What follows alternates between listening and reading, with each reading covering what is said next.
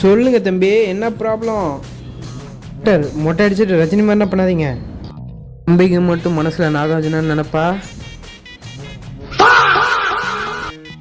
Doctor, இவன் என்னோட friend. Doctor, இவனுக்கு கொஞ்ச நாளாக கழுத்து வலிக்குதான், அதான் உங்ககிட்ட கூட்டிகிட்டு வந்தேன். யார் பையன் கட்சிக்கார மாதிரி இருக்கான்? எப்படி டாக்டர் கண்டுபிடிச்சிங்க? நிற்கிறத பார்த்தாலே தெரியுதே, உக்காருப்பா. எப்படி டாக்டர், இந்த இடத்துல கொஞ்சம் வலி இருக்கிற மாதிரி இருக்கு.